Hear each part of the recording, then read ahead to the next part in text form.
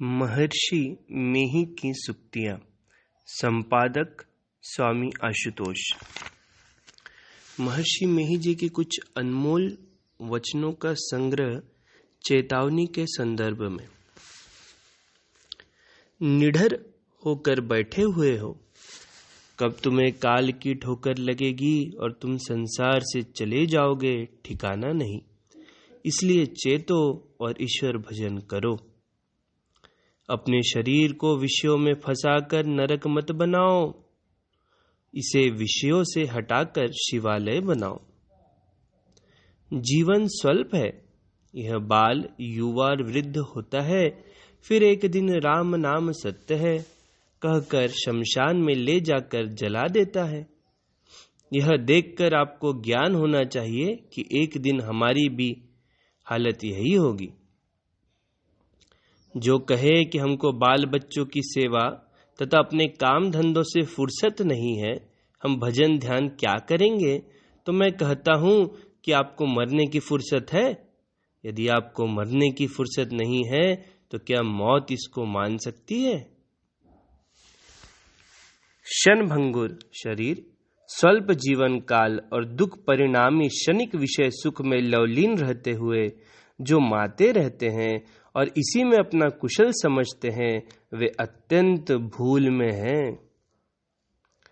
दौलत के नशे में चूर मत हो, धन रहने को नहीं है। अंग्रेज चला गया, जमींदारी की जमींदारी चली गई। वे जो हुकूमत करते थे वह हुकूमत भी चली गई और वे चुप बैठे हैं। पशु पक्षी भी सुख का जीवन पसंद करते हैं। वे खाने पीने, इंद्रियों के भोग में, प्रतिष्ठा में रहते हैं। प्रतिष्ठा के लिए ही सांड सांड से लड़ते हैं, बिलाड़ बिलाड़ से लड़ते हैं। यदि मनुष्य भी प्रतिष्ठा के लिए ही जीवन बितावे तो मनुष्य पशु से क्या श्रेष्ठ हुआ। सिनेमा देखने में पैसा बर्बाद और समय बर्बाद होता है। ऐसा क्यों करते हो? इसलिए कि अपने अंदर देखना नहीं जानते हो। जो अपने अंदर देखना जानते हैं उनको बाहर में इन सबको देखने में रुचि नहीं होती। कोई किसी की पूजा का खंडन ना करे कि कोई पश्चिम मुंह नहीं करे व कोई पूर्व मुख बैठकर नहीं करे। दूसरे संप्रदाय के जो लोग हैं उनमें भी सूक्ष्म साधन एक ही है। अंदर अंदर चलो, इसमें सबका एक मत है। इस प्रकार सांप्रदायिकता का भेदभाव मिटने से बड़ी शांति रहेगी। जन्म होने पर और उससे बढ़ते जाने पर मालूम होता है कि अच्छा होता है, किंतु उसकी आयु क्षीण होती जाती है। रोग सताने पर भी शरीर क्षीण होता है, बुढ़ापे होने पर भी शरीर क्षीण होता है और अंत में राम नाम सत्य हो जाता है। हमारे भारतीय वैदिक धर्मावलंबी को भी त्रैकाल संध्या करनी चाहिए। जो नहीं करते हैं वे ठीक नहीं करते, पाप करते हैं। यह शरीर छोड़कर जाना है, लेकिन पता नहीं कहाँ जाना है। जाना जरूर है, रास्ता मालूम नहीं, स्थान मालूम नहीं। कितनी चिंता की बात है। इस बात से जो चेतते हैं वे ही सयाने होते हैं, वे ही बालपन के खेल को छोड़ते हैं। 1907 ईस्वी में मेरे पास कोई सामान नहीं था। आरा जिला के धरकंदा में एक संत थे, मैं वहां गया। उन्होंने मुझे मिट्टी का पात्र दिया, 4 हाथ का एक अंगोछा बिछावन के लिए दिया, इस ख्याल से यदि सत्संग में लोग जाएं कि वहां अन्य सत्संगियों के लोटे और बिछावन से काम चला लेंगे तो यह ठीक नहीं। यद्यपि शरीर बहुत प्यारा होता है और सुंदर भी होता है, फिर भी यह अवश्य छूट जाता है और इसके हाड़ मांस अलग अलग हो जाते हैं या जल जाते हैं। संतों का उपदेश है कि ऐसे शरीर में आसक्त मत हो। कितनी भी ममता रखो, एक दिन ऐसा होगा कि सब रोते हुए यहां से जाएंगे और तुम भी रोते हुए चले जाओगे। इसलिए ईश्वर भजन करो, सत्संग करो।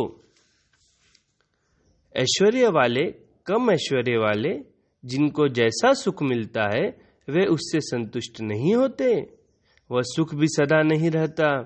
सुख भोगते हुए भी संतुष्ट नहीं होते, फिर जो सुख भागता रहता है उससे लोग कैसे संतुष्ट होंगे? अनुचित बात है बूढ़े बैल तथा गाय को बेचना। जो उसे बेचते हैं गोया उसे मारने वाले के लिए देते हैं, ऐसा नहीं करना चाहिए।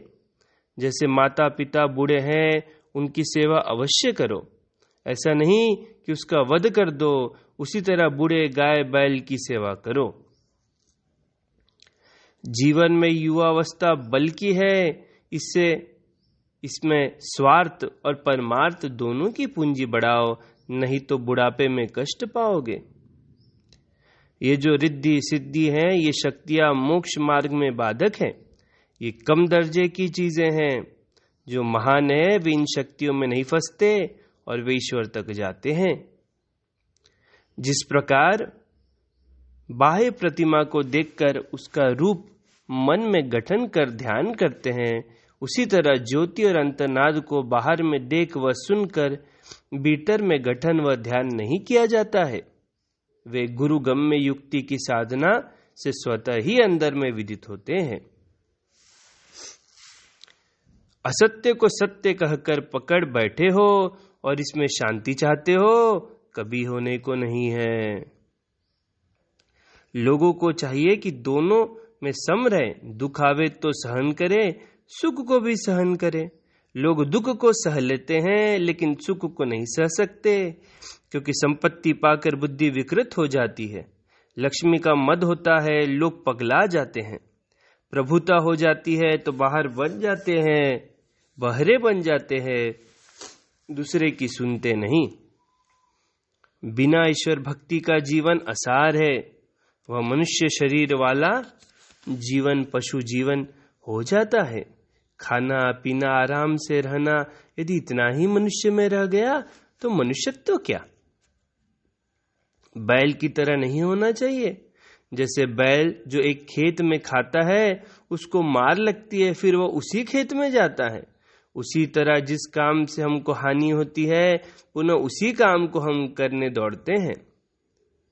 जैसे स्वप्न में कोई नहीं जानता कि मैं स्वप्न में हूं, जगने पर मालूम होता है कि वह स्वप्न है, उसी तरह जिस जगने में तुम हो वह स्वप्न है।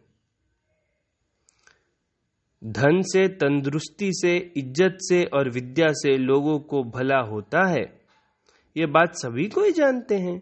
लेकिन इनसे जितना भला होना चाहिए उतना नहीं होता है। इन सब से सब तरह का भला होगा सो बात नहीं है। इस मनुष्य शरीर को पाकर ईश्वर स्वरूप को जानना चाहिए। इसलिए ईश्वर भजन करो। केवल खाना सोना किस काम का?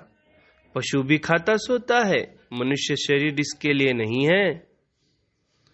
यह उचित नहीं है कि कोई भ्रम और आलस्यवश योगाभ्यास आदि साधन और संयम न करे और केवल मोटी उपासना में ही अपना जीवन बिता दे। बोलिए प्रेम से श्री सद्गुरु महाराज की जय।